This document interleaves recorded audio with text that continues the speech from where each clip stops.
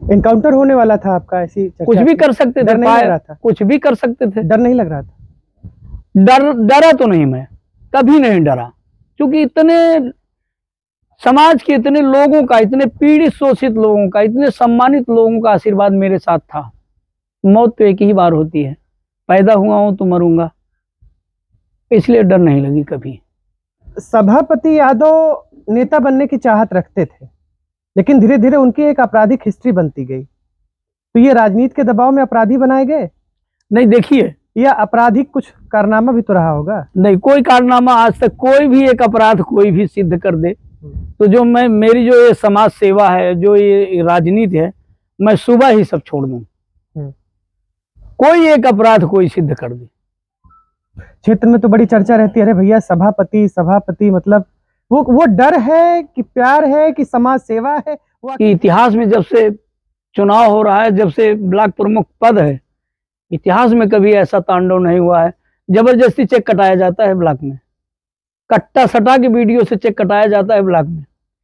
नमस्कार, आप देख रहे हैं गांव लहरिया न्यूज। मैं हूं आशीष कुमार। गांव लहरिया न्यूज टीम आज बिनैका गांव आई हुई है। बिनैका गांव प्रतापगढ़ का मशहूर गांव है और आज के कुछ समय पहले ये गांव देश भर में चर्चा का विषय बना हुआ था। उत्तर प्रदेश सरकार ने समाजवादी पार्टी के एक नेता है सभापति यादव और उनके भाई के ऊपर 5 लाख रुपए का इनाम घोषित किया था। पूरे भारतवर्ष में शायद सबसे ज्यादा इनाम इन दो भाइयों के ऊपर घोषित किया गया था।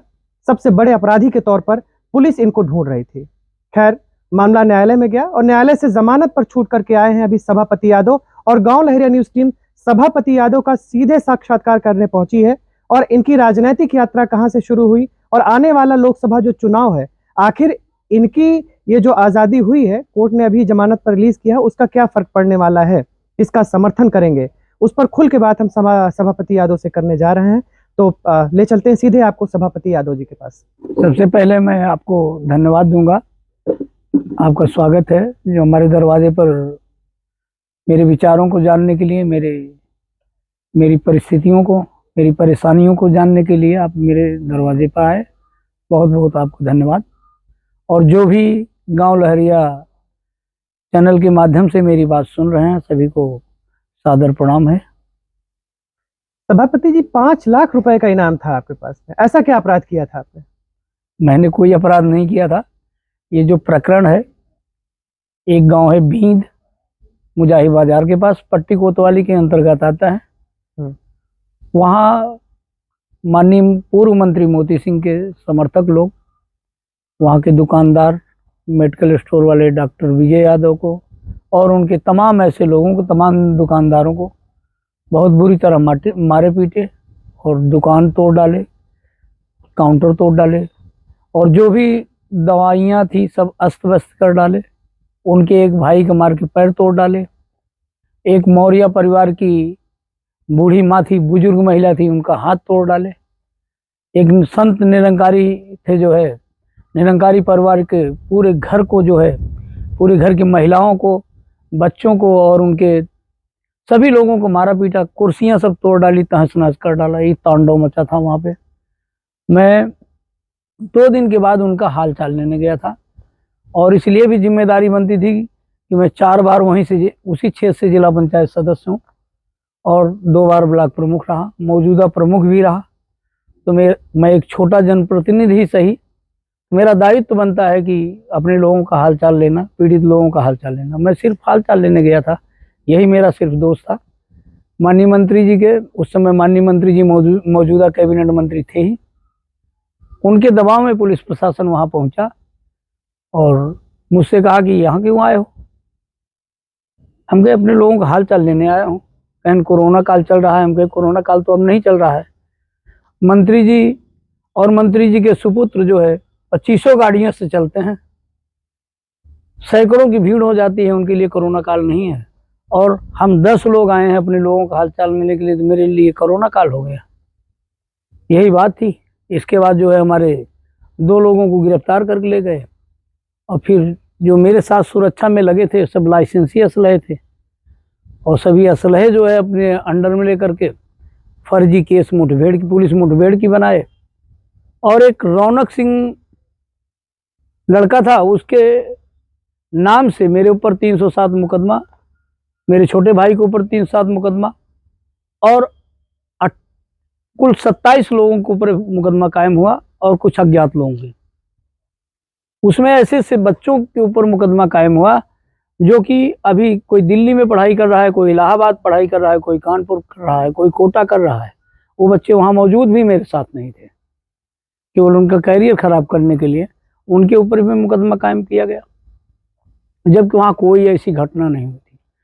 जब रौनक सिंह को पता चला कि मेरे हस्ताक्षर से एफआईआर दर्ज कराई गई है, तो फैक्स और डीएम और कप्तान को सब फैक्स के माध्यम से बताने लगे कि मैंने कोई एफआईआर ही नहीं सभापति के ऊपर की है, वो मेरे दरवाजे पर आए भी नहीं थे। लेकिन कहीं कोई सुनवाई नहीं हुई और इनाम पहले 25,000 हुआ, फिर 50,000 हुआ, फिर 1 लाख हुआ, फिर 1.5 लाख हुआ, 1.5 लाख से 2.5 लाख हुआ और 2.5 लाख से सीधे 5 लाख हुआ। तो मैं आपको इसलिए बता रहा हूँ कि पूरे हिंदुस्तान में नॉन इंजरी केस, वो भी फर्जी, और जिसमें एफआईआर खुद कह रहा है मैंने कोई एफआईआर नहीं की है, इसके बाद भी 5-5 लाख रुपए इनाम मेरे और मेरे छोटे भाई सुभाष चंद्र के ऊपर कायम किया गया। अब अपराध की बात आ गई तो मैं आपको बताना चाहता हूं कि 1995 उस समय नया पंचायती राज एक्ट लागू हुआ था। माननीय नेताजी मुलायम सिंह यादव मुख्यमंत्री थे, उन्हीं के द्वारा नया पंचायती राज एक्ट लागू किया गया था। उस समय मैं सबसे कम उम्र का प्रधान चुना गया प्रतापगढ़ जनपद का। मेरे ऊपर कभी 107-16 नहीं कायम थी। 1996 में समाजवादी पार्टी का मैं ब्लॉक अध्यक्ष चुना गया। 1999 1 मई 1999 तक और 1996 में ही ये विधायक जी मोती सिंह जी पट्टी से विधायक चुने गए थे 1996 के चुनाव में। 1 मई 1999 तक कभी मेरे ऊपर 107-16 भी थाने में नहीं कायम था।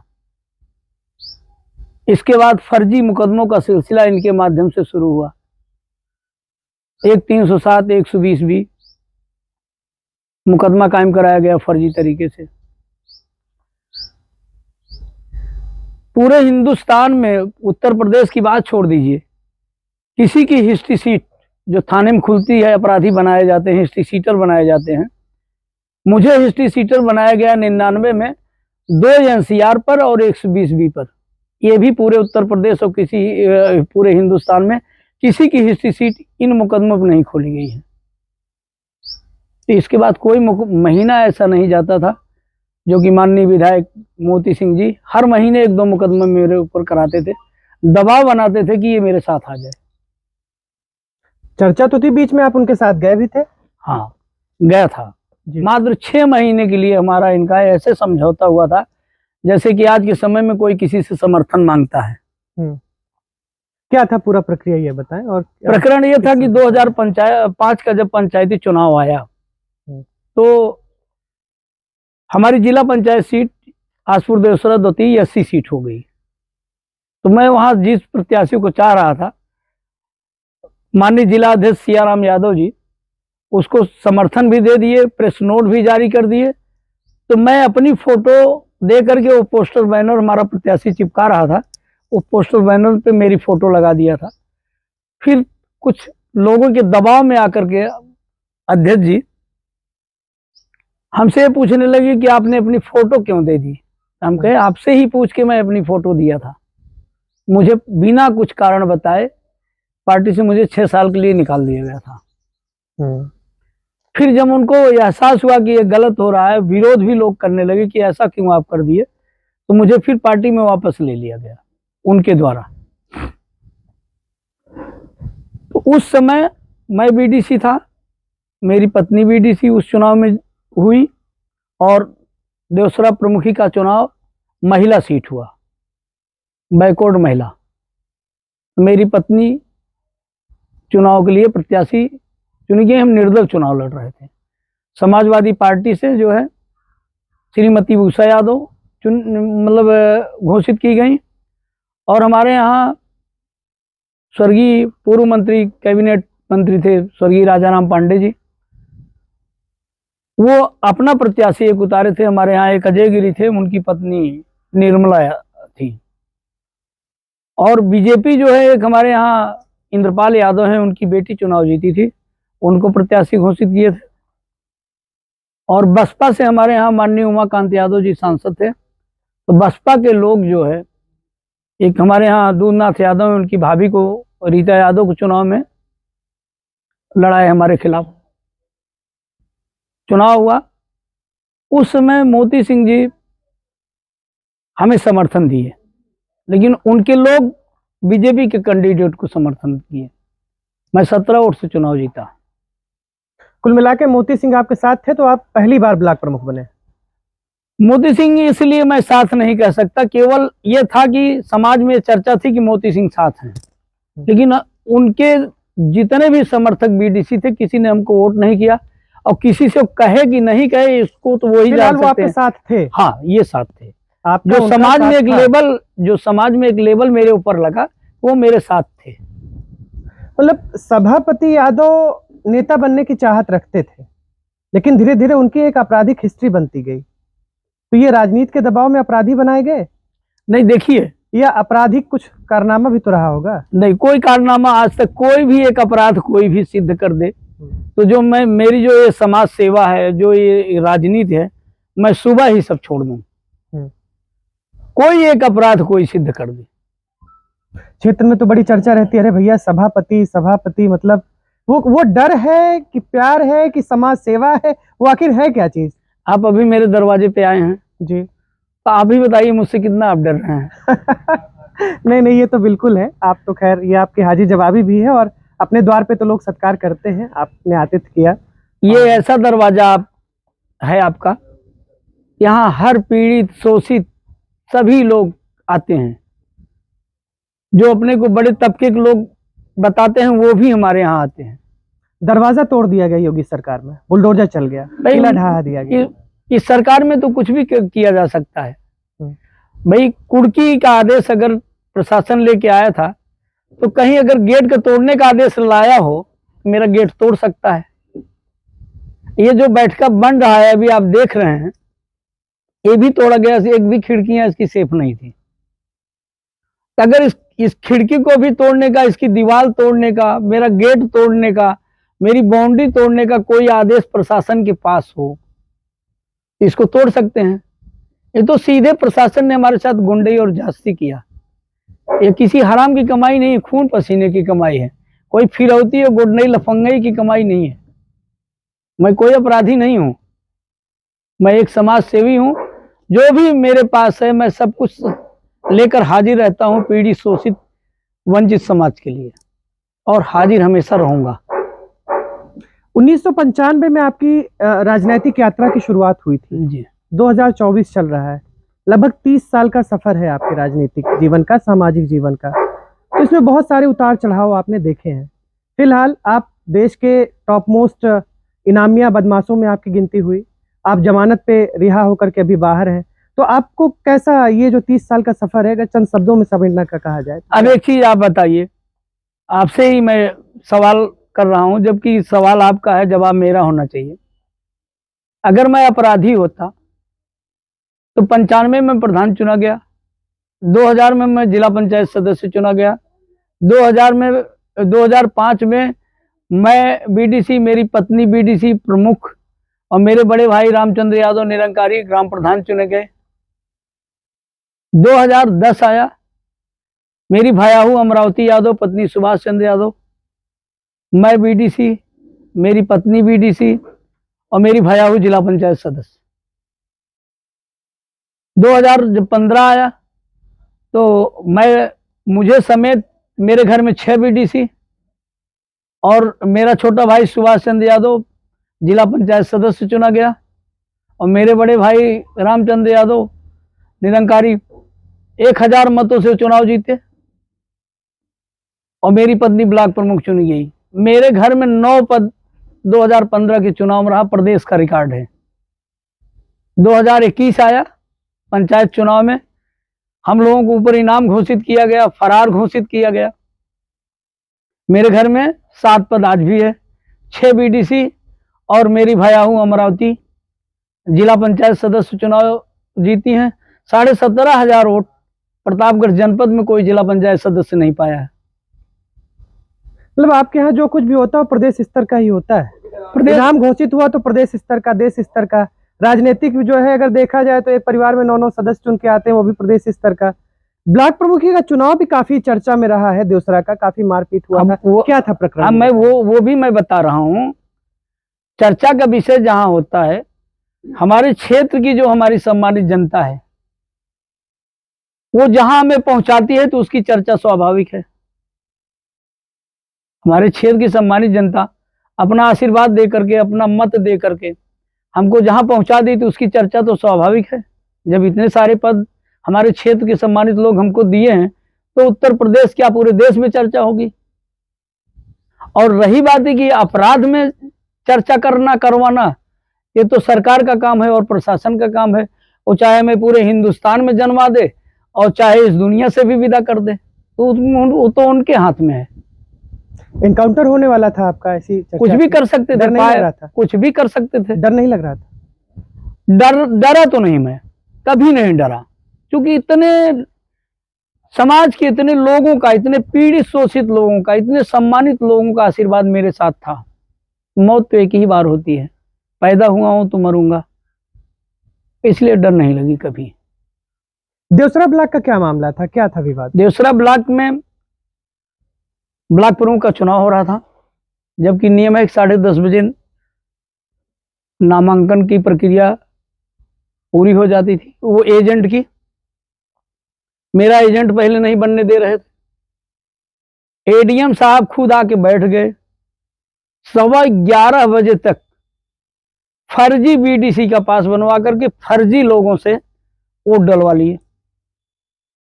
11:30 बजे तक जब वोट डाला जा रहा था तो हमारे कोई बीडीसी जो भी वोट डालने जाते थे अपना पास लेकर के, तो वहां एडीएम साहब कहते थे तो तुम्हारा तो तुम तो वोट दे के गए। मतलब कोई भी हमारा सम्मानित बीडीसी वोट डालने नहीं पाया।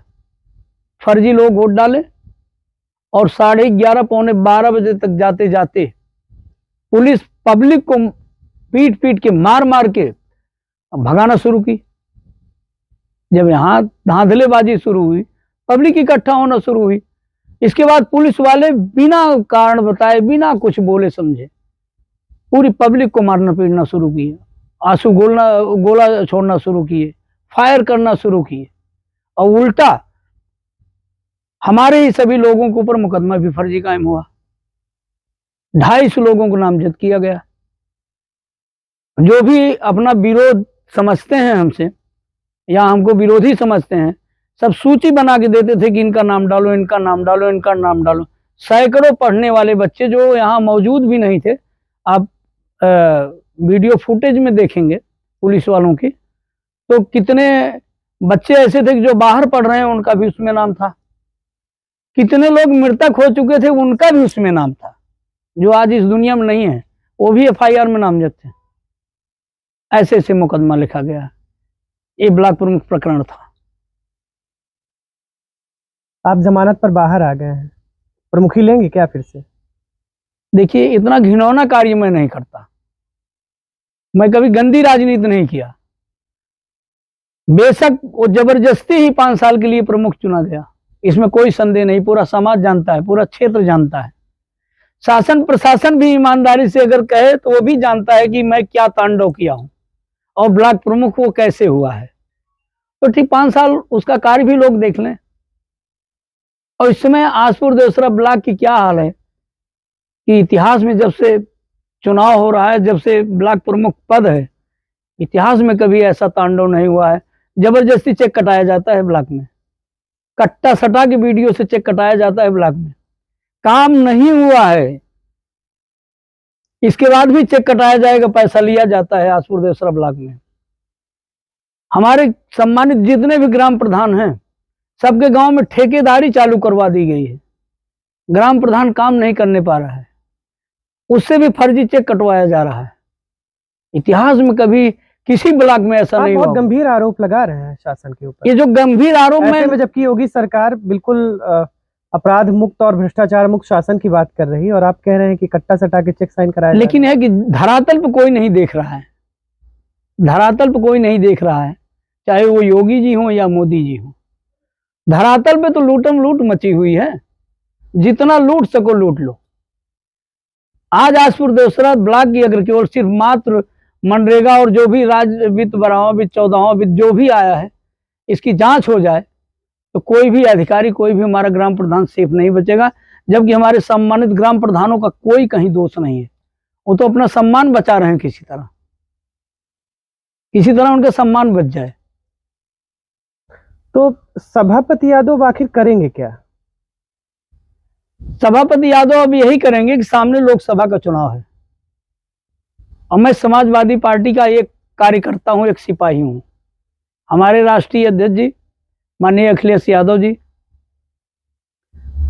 जिस प्रत्याशी को हमारे यहाँ भेजे हैं और प्रत्याशी घोषित भी हो चुका है, प्रत्याशी क्षेत्र में आ भी चुका है, मैं दिन रात मेहनत करके उनको जिताने का काम करूंगा। अच्छा, एक सवाल ये है, चूंकि हम लोग ग्राउंड रिपोर्टिंग करते हैं और उसी में विश्वास रखते हैं, जो समाजवादी पार्टी ने प्रत्याशी घोषित किया है एसपी सिंह पटेल, वो भी माना जाता है कि हेलीकॉप्टर लैंडिंग है उनकी। भाई क्या उन्हें प्रतापगढ़ में कोई ऐसा चेहरा नहीं दिखा? आप राजनीति में अगर सक्रिय हैं, मैं तो कहता हूं कि क्या आप किंग मेकर ही बनेंगे? वो दिन कब आएगा जब आप किंग बनने की कोशिश करेंगे? अब ये पार्टी किंग बनाएगी। अब एक चीज आप बताइए, हमारे प्रधानमंत्री जी बनारस से लड़ते हैं चुनाव, वो दिल्ली या गुजरात अगर गए तो गुजरात से हेलीकॉप्टर से ही आना पड़ेगा बनारस, प्रधानमंत्री हैं। दिल्ली से आएंगे तो भी हेलीकॉप्टर से बनारस आना पड़ेगा, प्रधानमंत्री हैं। हमारा प्रत्याशी तो चिलबिला में मकान ले लिया है।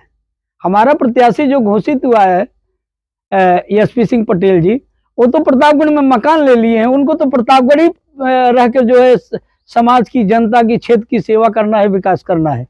क्षेत्र की जनता अगर उनको जिताएगी, वो पढ़े लिखे प्रत्याशी हैं। और जो भी सामने प्रत्याशी भी घोषित किया गया भारतीय जनता पार्टी का, नाम नहीं लेंगे, 5 साल जनता उनको देख चुकी है। और जो भी प्रत्याशी आएंगे तो जनता आकलन करेगी कि हमारे लिए कौन सा प्रत्याशी अच्छा है। तो हम तो जनता से निवेदन करना चाहेंगे और इतना ही हम लोग कर सकते हैं। बाकी निर्णय तो जनता के हाथ है, मतदाता के हाथ है। तो क्या लग रहा है साइकिल चल जाएगी प्रतापगढ़ में? बहुत तेज चल रही है, आगे बहुत तेज चलेगी। बात हो रही थी हेलीकॉप्टर लैंडिंग की, तो मेरा जो सवाल था आपने उसको बहुत तेजी से मतलब किनारा काट लिया कि बात हो रही है आप किंग मेकर तो बनते हैं, किंग बने ऐसा कोई सवाल नहीं है, क्योंकि आप बहुत सारे समर्थक हैं, उनकी भी इच्छा रहती है भाई हमारा लोकल नेतृत्व कहाँ है। बात विधायकी की हो तो बांदा से चले आते हैं, रायबरेली से चले आते हैं, राम सिंह पटेल विधायक बनते हैं। ये तो हर सांसदी की हो गया, लखनऊ से चले आते हैं। तो ऐसा कुछ नहीं होता कि हम लोग पीछे ही चलेंगे, या मतलब देखिए ये तो हर नहीं है समाजवादी पार्टी का। ये तो हर पार्टियां प्रत्याशी का चयन करती हैं। जो प्रदेश का संगठन होता है वो चयन करता है। प्रदेश का संगठन वो चाहे बाहरी चयन करे चाहे स्थानीय चयन करे, हम लोग कार्यकर्ता हैं। तो जो चयन होके आता है उसका हम लोग जो है क्रियान्वयन करते हैं। जो जमीनी स्तर पर मेहनत करनी पड़ती है, हम लोग एक कार्यकर्ता के रूप में, एक सिपाही के रूप में मेहनत करते हैं। और रही बात हेलीकॉप्टर लैंडिंग की, तो हमारा प्रत्याशी जो हम लोगों के बीच में आया हुआ है वो पैदल चल रहा है, डोर टू डोर चल रहा है, और ये लगभग 1 वर्ष से चल रहा है। तो हम कैसे मान लें कि वो हमारा प्रत्याशी हेलीकॉप्टर से आएगा फिर लखनऊ उड़ के चला जाएगा, हम लोगों के बीच में नहीं रहेगा। विधायक की काफी शिकायत होती है, क्षेत्र में नहीं रहते हैं समाजवादी पार्टी के। विधायक की जो शिकायत होती है वो हमारे क्षेत्र के जो विरोधी लोग हैं, जो पूर्व मंत्री माननीय मोती सिंह के लोग हैं, वही शिकायत करते हैं। बाकी हमारा विधायक जो है किसी के ऊपर फर्जी मुकदमा किया, किसी को प्रताड़ित किया, जो हमारे विधायक को निधि मिलती होगी वो अपना काम बांटता होगा, जनता के बीच में जब जाएगा तो उसका वो हिसाब देगा। रही बात है कि जिससे पीड़ित थी पट्टी, जिससे पीड़ित थी, मुकदमा मंत्री तो हटाया गया, मेरे क्षेत्र की जनता तो उसे हटा दी, नकार दी। और ये भी अगर ऐसा करेंगे तो मेरे क्षेत्र की जनता इनको भी हटा देगी, इनको भी नकार देगी। भाई क्षेत्र की जनता से बड़ा तो कोई विधायक मंत्री हो नहीं सकता। जी बिल्कुल।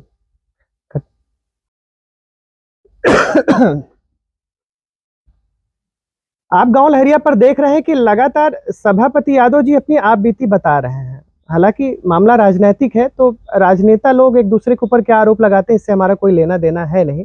भाई जो पीड़ित होता है, एक अपना पक्ष खुद को पीड़ित बताता है, कोई खुद पीड़ित बनाता है। फिलहाल अभी लोकसभा चुनाव है और भारतीय जनता पार्टी पवित्र करने वाली पार्टी मानी जाती है। तो खासकर एक बात, जब हम यहाँ पर आए तो उतरते ही हमने नोटिस किया, सभापति यादव जी के कुर्ते का रंग भी काफी बदला हुआ नजर आ रहा है। आमतौर पर सफाई जो है वो लाल टोपी लाल कुर्ते में दिखाई पड़ते हैं, लेकिन आपका कलर थोड़ा बहुत लाल से फेड होकर भगवा की तरफ जा रहा है। कहीं भाजपा उजपा तो ज्वाइन करने का विचार नहीं है? ऐसा है कि भाजपा वाले, अगर भगवा की बात आप कर रहे हैं तो भगवान श्री राम की भी बात कर लीजिए। वो क्या भगवान श्री राम सिर्फ भाजपा वाले के ही हैं?